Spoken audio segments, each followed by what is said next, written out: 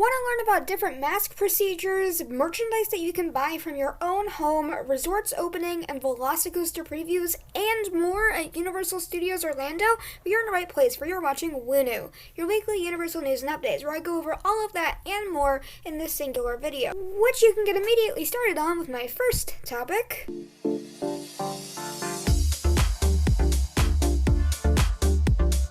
General news where a ton has happened, so let's just dive right into it. This week, masks are no longer required outside, and this is the updated mask mandates I talked about before. Now, this is only outside. As soon as you enter the queue of a ride, you must put them on, or as soon as you go inside a building, you must put them on. However, when you are just free walking outside, not doing anything or going anywhere, you can take them off. Now, the only exception for indoors that you can take your mask off is if you are eating, and that is about all that I know for it. I'm sure that there's some other things for disabilities and things. However, as for the general public, that is the only time you're allowed to take your mask off. That is now not outside. Also, a new announcement stating the new mask rules is played every 15 minutes in the parks, which you can hear. For the health and safety of everyone, face coverings are required at all indoor locations. Face coverings are also required at all attractions from the moment you enter the queue to when you exit the experience. Wash your hands often and thoroughly. Cover your mouth and nose when coughing and sneezing, and maintain social distancing. Thank you for your cooperation. Additionally, all cast members still wear their masks, so whether they're vaccinated or not, all cast members must still wear their masks, and more than likely has to do with the safety of all the guests and having them feel safer, which I agree with. So, these mandates also apply to character meet and greets, however in a bit of a different way. It seems that when social distancing is involved, and it is outside, there is no masks. However, when the characters are in a crowd, they wear a mask. Now, I'm sure that this doesn't apply to all characters, or it might, I'm not really sure. However, I assume that what it comes down to is if the character is vaccinated, and if they are socially distanced from everybody else. Also, signage was updated with the new mask rules, which isn't very surprising. It makes a lot of sense that they do this, and it is now everywhere in the park. Plus, face coverings required signs have been placed outside the entrance to the attractions so that people will just have a reminder. Plus, cast members are stationed by these so they can tell you to put your mask on. It's also estimated that about 50% of guests still wear their masks outside, so if you're worried about that, yeah, a good amount of people still wear them. Obviously the other half does not though. And a little bit for smaller, the parking garage sign now states the new protocols for these. Also because of this, turnstiles now use every row when they previously used every other row. As for some amazing news, Universal has opened over 2,000 jobs over their attractions, food service, marketing, IT teams, in-house call center, aquatics, culinary, custodial, warehouse, operations, merchandise, sales, lifeguards, and more. Now, some of these jobs are seasonal, they can be part-time, they can also be full-time, all of those are available. Now, lifeguards and stuff, obviously some of these are for resorts, some of them are for Volcano Bay, however, they have a ton of jobs open for the resort, which is amazing. Onto the coaster, that is probably one of the main things that I've been talking about for a while. The VelociCoaster soft opened on Monday with a 60-minute wait time cap. It would also soft open the next day, and wait time capped at about 120 minutes. The coaster also got weather delayed, which means that obviously this is not like some super coaster that doesn't have to worry about the weather. If you don't know, Florida is the Sunshine State. However, it is a constant joke of mine that it is the sunshine then rain then sunshine then rain state. It will rain for about 20 minutes, the most rain you've ever seen at one time, and then be completely dry. That's just how Florida works, so that's fun.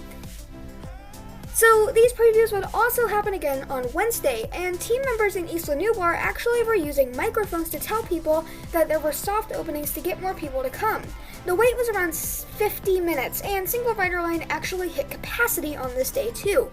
Now, I don't know what it's going to say about the VelociCoaster that team members were telling them. However, none of these are announced, so it's not like people are going to know it's open and are rushing there.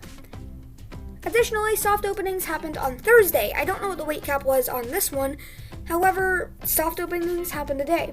Now, the soft openings would also happen on Friday, in which the ride would actually go down, then reopen, and it peaked at an 80-minute wait. They also happened on Saturday, and the flame effect was actually turned on for this day, making the entrance look a lot more complete. A bit away from the VelociCoaster and Isla Nublar, the Spider-Man meet and greet returned to the Alternaverse store in Marvel Superhero Island. There is a counter that is where you pay for the meet and greet, and the screens display a 6-foot social distancing rule.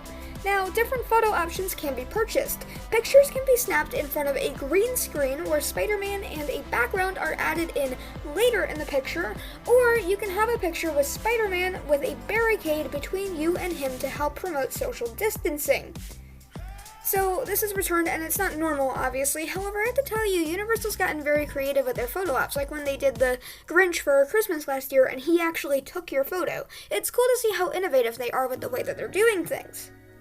Also here, Doctor Doom's Free Fall has a single rider line again. Single rider lines have been opening all over the park, and Doctor Doom has its back now, which is awesome, as this attraction can have really long or really short wait times depending on when you go. Back to Isla Nublar, the eggs in the Jurassic Park Discovery Center were all pulled up in one case, but the machines were not turned on. But later, on Wednesday, the nursery would be turned on and become available again. This is a very hands-on thing, if you don't know, like a lot of other activities in the Discovery Center, and Universal's kind of just showing that they're bringing things back to normal by turning this on again. So this is on here if your little ones, or just you, want to go and have some fun with it. Finally, for this topic, Hagrid's had a delayed opening on Tuesday. This is nothing new. A lot of people like going on this ride, and it tends to need a lot of maintenance, which is not really that big of a deal. It makes a lot of sense, and it ended up being closed. So we talked about how masks, mandates, and things are different now. However, we can go ahead and see what that did to the parks in my next topic.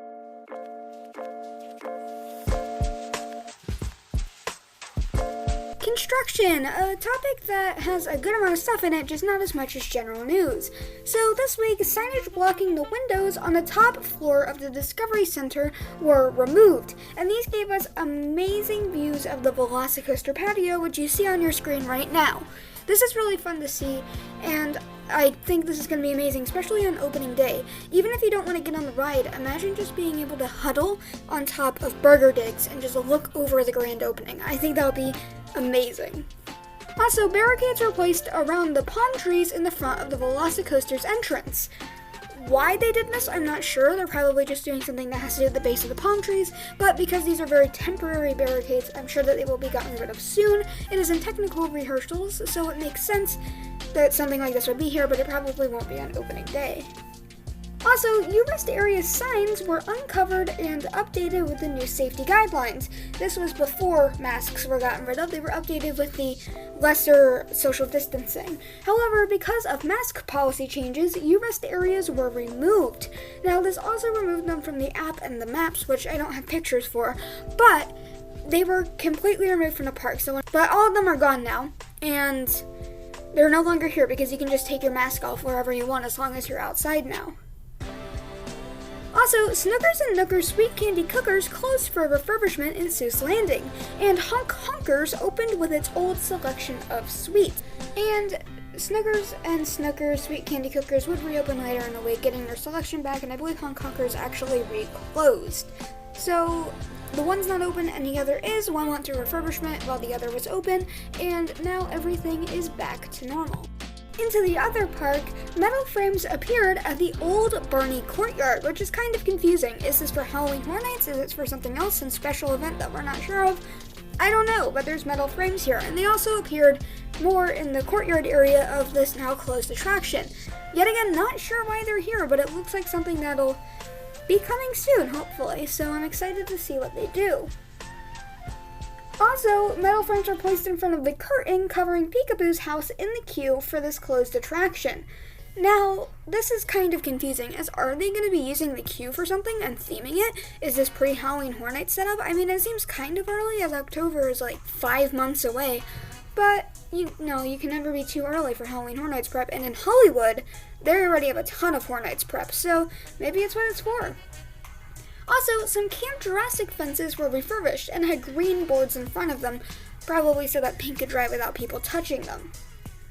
Also, the face painting building in Marvel Superhero Island now has a new sign that shows what the face paint designs look like with a mask on. And now you probably can, if you're outside, don't have to worry about that because you can walk around without a mask on. This is here now. Some work was being done on the brick road in the New York section on the street where the Blues Brothers play. This is kind of a smaller refurbishment that just happened to have happened, and it is just fixing things up so that your pathways can be more comfortable. Also, outside the Discovery Center and Burger Digs, there was some pavement barricaded off due to work on the pavement, which makes more sense. You want your pathways to be good. Finally, a lot of hand-washing signs were placed in the parks. Now, we don't really know why this is, but probably because things that are more hands-on have been turned on. They probably just want people to wash their hands more to stop spread of germs and stop the spread of COVID. So those have been two decently long topics that have a lot of stuff in them. However, we can look at a very small topic, which is actually a new topic of mine that has something gigantic in it for my next topic.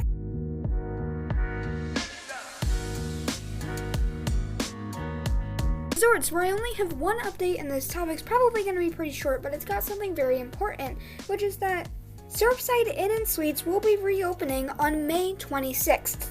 Now, there is Surfside and Dockside of the Endless Summer Resort. Dockside, I believe, is already open. However, Surfside will be reopening on May 26th. So if you're coming after May 26th, you can now book here. This is a value resort, meaning it doesn't have all the crazy amenities and stuff. However, it is a good stay, and it costs less than the other major resorts that are really close. Now, this one is across International Drive, and it's still owned by Universal. There's shuttles into Universal. However, you're not immediately on Universal grounds. You have to ride a bus there or something, as there's a very busy intersection between the resort and the park's resort area. So that is absolutely huge, and we can look at some other stuff that's pretty big and is also probably very tasty in my next topic.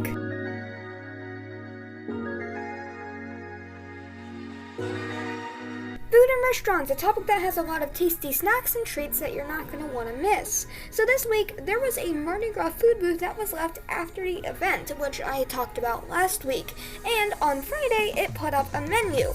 It served chipolata, yuca frita, and for drinks, served chispis de fuego, lime farm, aqua fresca, mango white claw, dogfish head sea quench, Corona extra, cigar city jaya ali, bottled water, and bottled soda. Sorry if I butchered a lot of those names, I'm not the best at pronouncing things. Also, this week, the food booths would open the next day. And the food here looks delicious, which you can see here. All of this food looks amazing. Booths similar to this opened last week, and it's kind of a mini summer food festival that I assume has to do with the success of Mardi Gras, and I think it looks really fun. Also this week, over at Central Park's Crepes, a raspberry and passion fruit cream crepe and a plant-based chicken crepe became available in Central Park's Crepes, replacing the Mardi Gras French crepe and the vegan sausage crepe. We haven't had a new crepe in a while, and this is a good change. Also this week, there is a new blue churro at Natural Selections, which is in Isla Nublar. It has a blue marshmallow icing and sprinkles on it. It replaced the sea salt s'mores churro, which was the previous limited time churro that was in Natural Selections, that I believe they change each month. Also this week, a new Isla Nublar IPA beer is on tap through Isla Nublar, which is fun. I think that the tap looks really cool, and I'm sure it's good.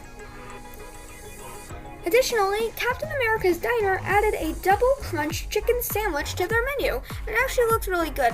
Captain America's Diner is a cheaper area to eat, and people are saying that this is actually a pretty decent option. So if you want something cheap that tastes good, come here. Finally, Monsters Cafe is now open on weekends. It is from 11 a.m. through 3 p.m., so you can stop in here. They have some fun food that have names based off of the classic monsters and also have a lot of vegetarian options, which is really fun. So that's a good amount of food that happened in this topic, as it's all about that. However, we have a lot more on sweets in my next topic.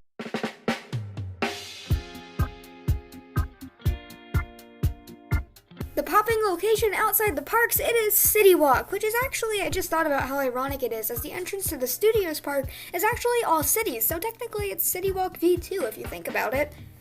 So this week, Voodoo Donuts added a new churro stand donut, and it became available on Voodoo Donuts on May 15th, and will be available through August the 9th. It is a cinnamon-covered donut with caramel filling that I believe is actually dulce de leche. Also, because of changes for masks, an announcement stating the new mask rules now plays in Citywalk, which you can hear here. Information for your visit. Face coverings are required at all indoor locations. Face coverings are also required at all attractions from the moment you enter the queue to when you exit the experience. You must practice social distancing and keep at least 3 feet or 1 meter between your travel party and others. Remember to wash your hands with soap and water often for at least 20 seconds. We appreciate your cooperation and understanding. Away from the parking garage, there was a hot set on the river on Tuesday. Not really sure what they were filming or why they were filming it, but maybe we'll see it on Universal's YouTube channel sometime in the next few months. Also, signs were removed from the Fujian Bistro and the windows were covered. If you don't know, this was recently closed a few weeks ago, or I think just 2 weeks ago, and they're obviously getting rid of things and reasons that it was there, and we'll see what comes in hopefully soon, and hope it's something good. Next up, some work was being done on Two Sims, and it was being done a little bit more throughout the week and before guests got to the parks.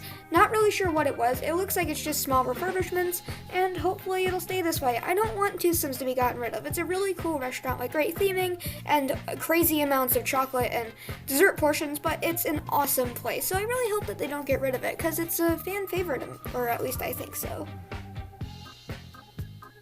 Tucson also put up signs for Father's Day in their area, which is cool because they're just obviously doing this so they can sell stuff as like Father's Day treats, but Father's Day is coming up kind of soon, and Tucson is already prepared for it. Finally, for this topic, the Cinemax has started promoting Fast and Furious 9, or F9 for short, which is cool. I know that I haven't had a ton of commentary on most of the updates in this topic, however, they're mostly just little things that happen around Citywalk. F9's coming out soon, and I'll admit I've only seen 3 Fast and Furious movies, so I gotta catch up on a lot of these to see the rest of them. I really need to be more educated on the rides that I actually talk about. So we're getting closer to the end of the video, which is good because we're like 17 minutes in. But let's not worry about that and just keep going on with the video with my next topic.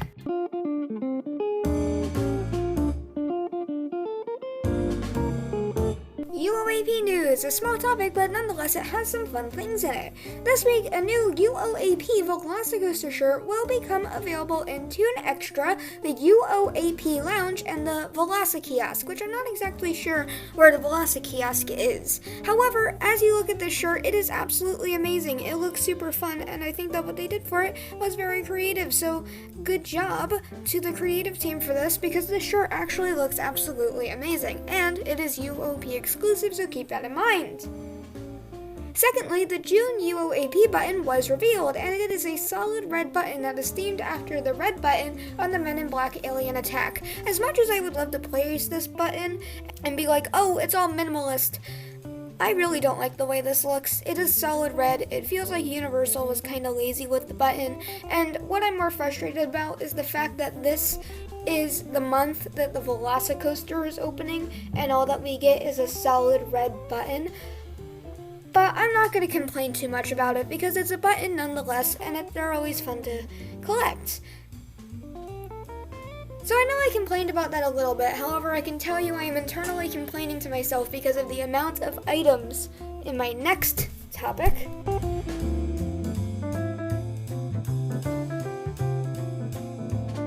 Merchandise, where I have a ton of stuff. So this week, a T-Rex Keep Your Distance shirt and bag, a Let 'em Live, Let 'em Roam with Dino Tracks on the sleeve, long sleeve shirt, Camp Cretaceous rule number 1, Don't Get Eaten with Raptor and Camp Cretaceous logo shirt, and socks, which have raptors on the back, became available.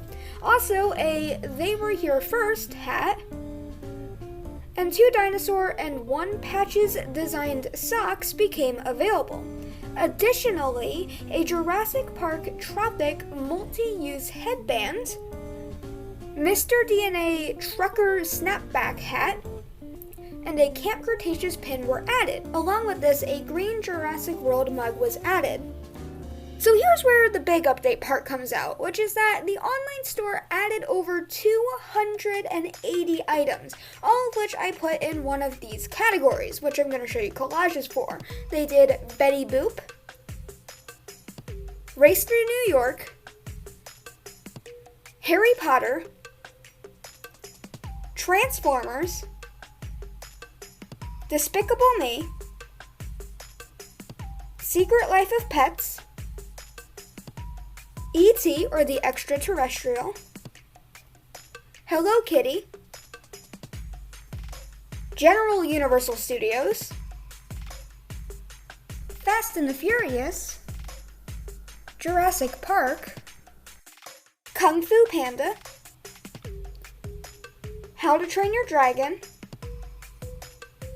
Trolls, and King Kong.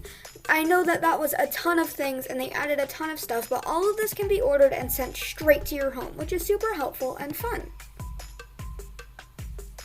So those are all the major things I found at a park, but I also found some small things, which you can see here. So this week, Hagrid's motorbikes now have new handles in Hagrid's Magical Creatures Motorbike Adventure. They are more durable rubber and they'll last, and they should last longer, which is good and they'll be helpful. It also means that the original handlebars actually aren't on the Hagrid's coaster anymore, which you can tell your friends or your family to maybe impress them on your Universal knowledge. Also, it was spotted that on the VelociCoaster height measurer, the footprints on the bottom are raptor footprints, which is actually just a really cute detail that Universal added and I think is a lot of fun and people will like too. So good job, Universal, you made something really cute and fun for a ride that's about people getting eaten by dinosaurs. Yay! So that's everything that I could find in Universal Studios Orlando this week, and wow, this one's been a doozy. I've recently been making some longer videos, and not intentionally, a lot of stuff has just been happening. So I don't know if this trend's going to continue or not. If you made it this far in the video, thank you so much, you're a legend. Please leave a like and or subscribe if you liked the content or found it helpful, but that's all I have for today. So this is Luna, signing off.